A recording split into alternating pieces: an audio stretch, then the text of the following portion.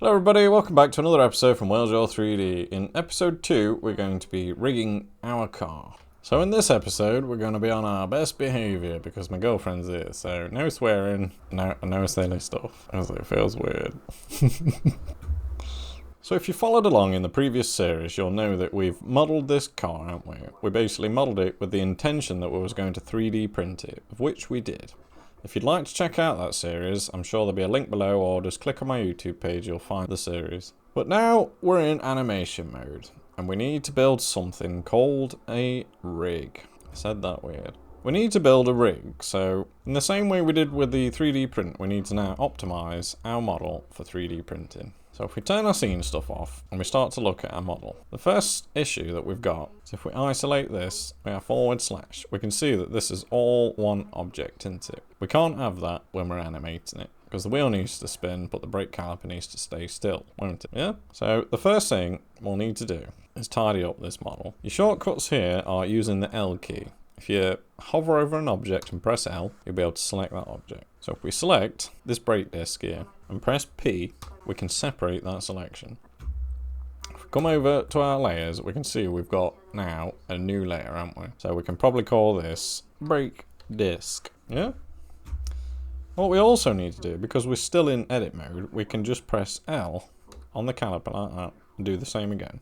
Press P. Then obviously we need to rename that, don't we? Yeah? So if we back out now, we can see we've got a wheel, we've got a brake disc, and we've got a caliper. Yeah? We need these to be separate layers. I need to do that across this whole model as well. If we go back in. And just finally, if we look here, we've got some mess. You should always check, just in case. Now, I'm not really bothered about these items here, so I'm just going to delete them. I'd like to check first though.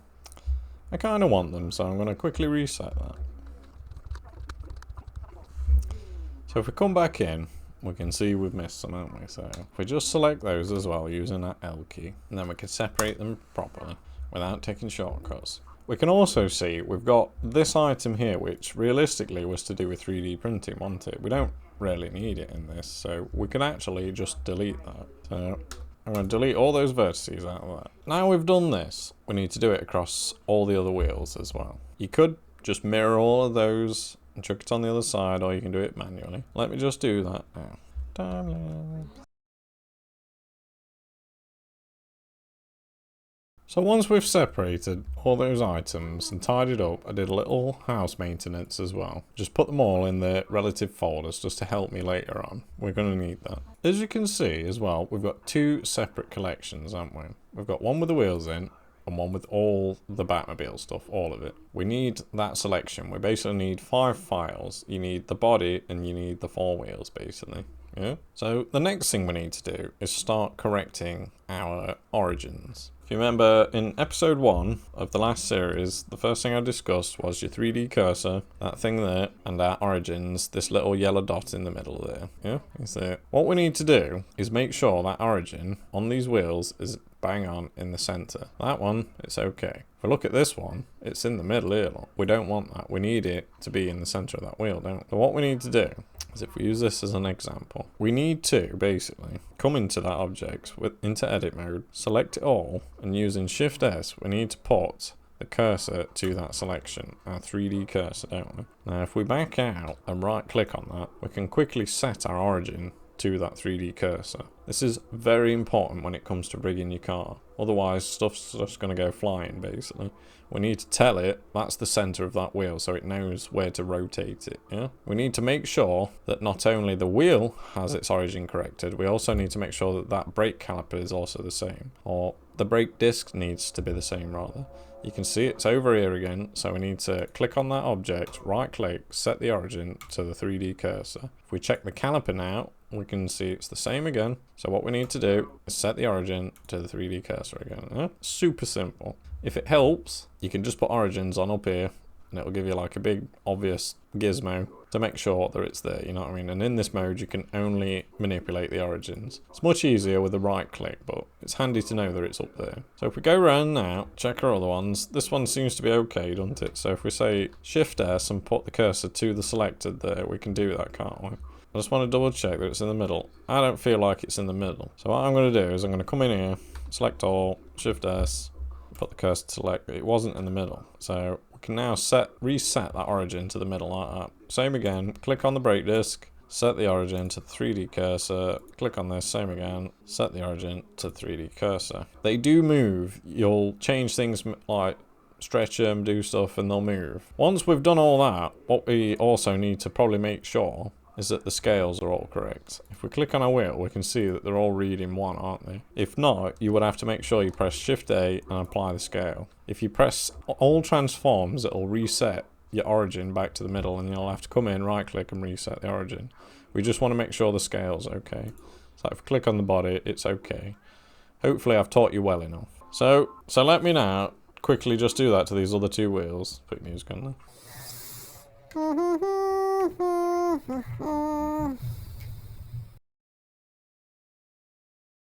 So now we've done that to all 4 wheels, we can safely say if we click on it and press rotate, it's going to rotate around that point, isn't it? Yeah? Does it rotate the Y? So if we press like rotate on the Y, or rather the X, we can rotate the wheel like a real wheel. We can see it's not wobbling either, can't we? We can a little bit, it's a little bit buckled probably.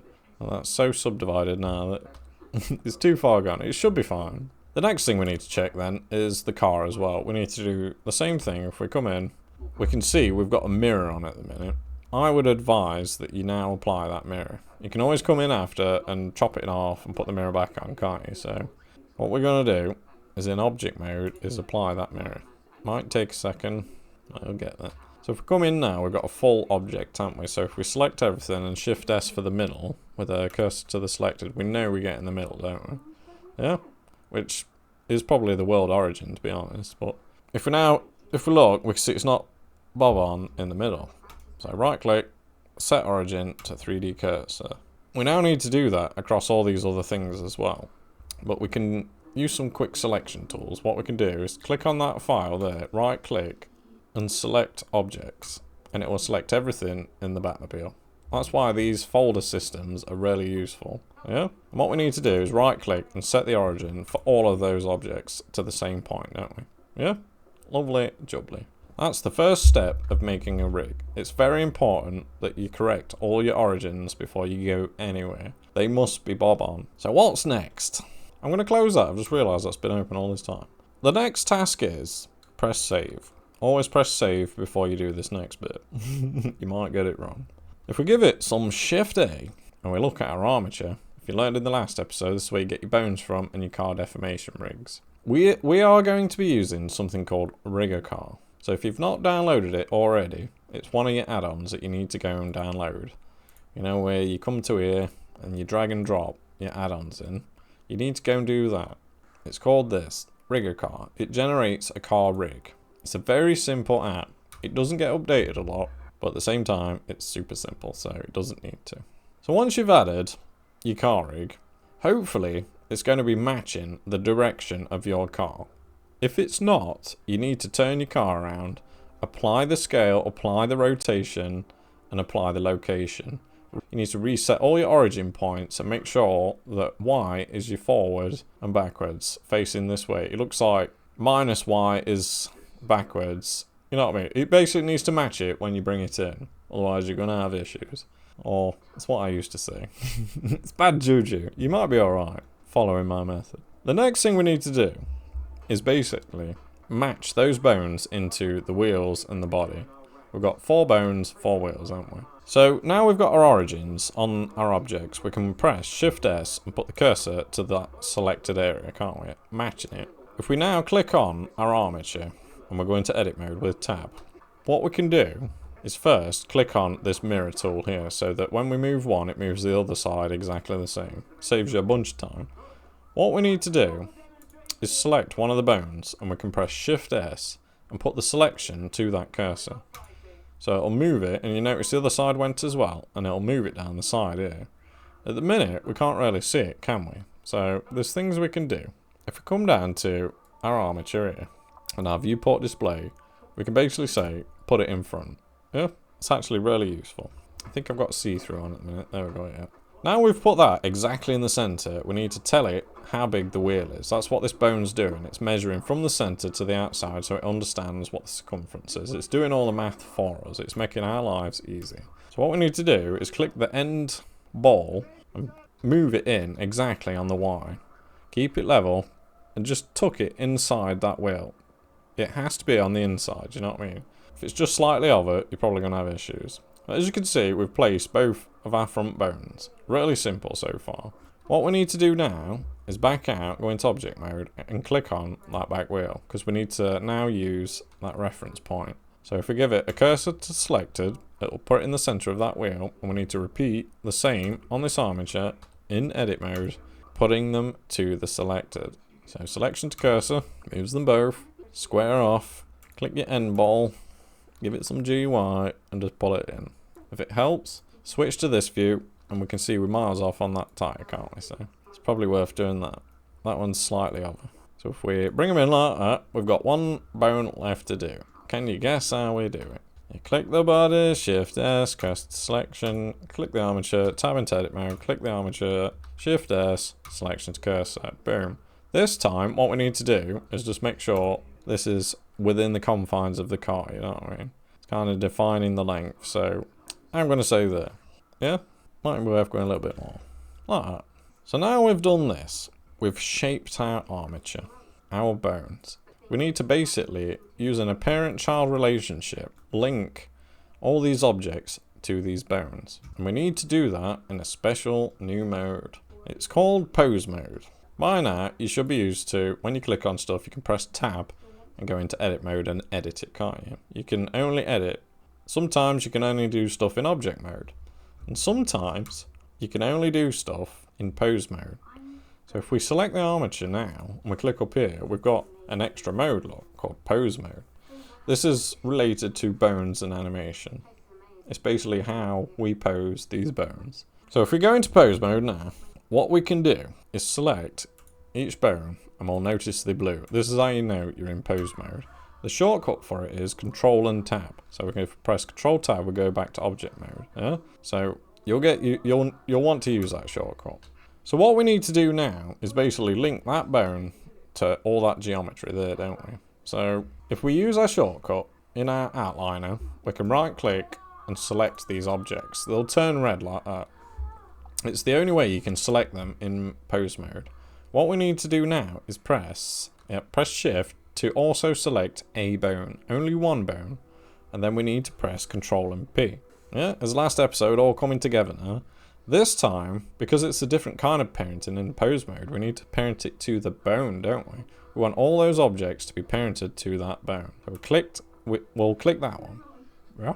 Do you know what I mean? So now, if I click that bone and press G, the whole car will move. Yeah? Super simple. We now need to do that for the wheels as well. Really simple. If we click in a blank space so it unselects all that, we can now open our wheel selection. All we need to do is add the wheel and the brake disc. They're the things that spin, aren't they? The brake caliper, we're going to deal with that later. So if we select the wheel and the brake and then come over with shift and select the bone, press Control P and parent it to the bone, then once you've done, press G, we can see we've done the wrong one. Oh! So if we press undo and then select the right one, press Control P to that bone and press G. Move it around, you can see it's worked. Yeah? I need to do that across those other wheels now, so let me quickly do that. So there you go, super quick, it's dead simple. We can go around now and just check them all, make sure it's all linked. You should always check. We can basically say we've created our rig now. If all goes well, if I select generate rig, it should work. So if we come into object mode and we click on the data, this little man here, and we come down to something called Rigacar, what we can do is we can generate a rig. Fingers crossed this works. Hopefully it will. Our scale is at 1 on everything. Everything's linked. It should work. There goes nothing. Right. We've nearly got it. We nearly got it. But as you can see, that floor's all off there. Why is that? If we press undo, if we lift that up, we can see we've got issues, can't we? So we need to come in and correct that. We've obviously painted the wrong caliper. These are your issues that you're going to get. So if we undo, we'll come into pose mode again. We can see that one's wrong. That one should not be parented to that bone. So what we on? It's the left front, isn't it? It's this one. That one there was a damn good guess, that one. What we need to do is unparent that from that bone, don't we? There's a trick for that. So if we come into object mode and press Alt and P, we can clear the parent and keep the transformation. Keeping the transformation stops it moving, basically. What we need to do is go back into the armature and pose mode now and reset that. So it's the left front. It's because I hadn't named them properly. That's what's happened there. What we can do now is give that a parent to the bone and we can test it. Press G, it's moving properly now. Will that solve our generate issue? So go back into object mode, click generate, we can still see the floor's not right. You can also see the springs aren't correct either. I do believe something's not been applied correctly.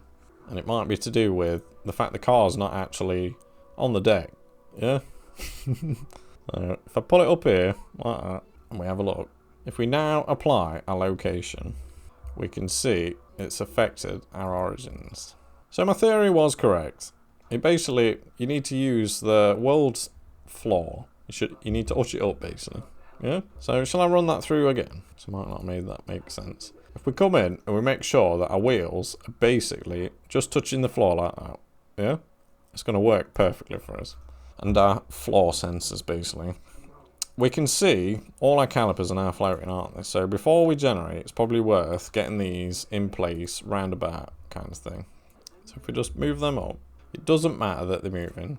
But if we just put them there for now, so they're kind of like on the same level, all I've got to do is push them forward later, and press generate on a rig.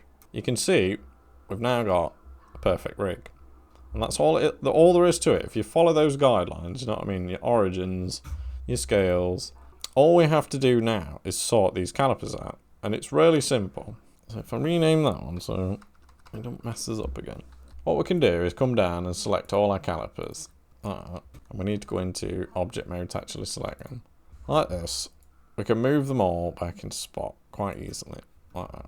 What we need to do is parent these objects to each wheel now, don't we? So we can come in, select that caliper there, and then select the wheel. The wheel is yellow, so it is the parent. We want that caliper to follow what the wheel does, don't we? Press Ctrl P, and we parent to the object. That's all we're doing. It's just two objects, isn't it? Yeah? And we go around and we do that for every single one. Ctrl P to the object, parent to the object, parent to the object. Now, if we look, if we move this car now, those calipers follow the car, don't they? Because they're parented. But the trouble is, we go into pose mode, just as an example, and we move this. Can't show you this yet because I have to teach you a bunch of other stuff first, but we've parented the calipers to the car. I can explain this. What we need to do now is we need to make sure that that doesn't spin when that wheel spins. Because it's parented, it'll spin basically, won't it? And without showing you how to use the rig, I need to put on, where is it, a constraint. This one here. You got your modifiers and you got your constraints. We need to tell it to only rotate in one direction. So we need to limit the rotation, don't we? And if we press rotate on the X, it won't rotate. That wheel's never going to turn left or right, is it? It's only going to go forwards and backwards. So we just need to limit the X rotation. And try and rotate the X. We cannot rotate the X. We've achieved what we wanted to. It's the same for this one. We need to put another constraint on, a limit rotation, and we need to limit the X rotation. So if we rotate the X, it won't go. But it needs to rotate on the Z to steer the wheel, and it needs to rotate, it doesn't ever need to rotate the Y, does it? So we can also limit the Y on that one. Rotate the Y? Yeah, we should never need to do that. So the Z will rotate like that. And that basically should stop your calipers from moving effectively. Yeah? I need to do that across the other two wheels as well. So now we've fixed our wheels, we've basically got a fully built car rig. It's actually really simple. I was expecting more issues. But if we come in and check things, press G, you can move your car around, you know, and you got your suspension, you got your floor sensors here. This is handy. You need these.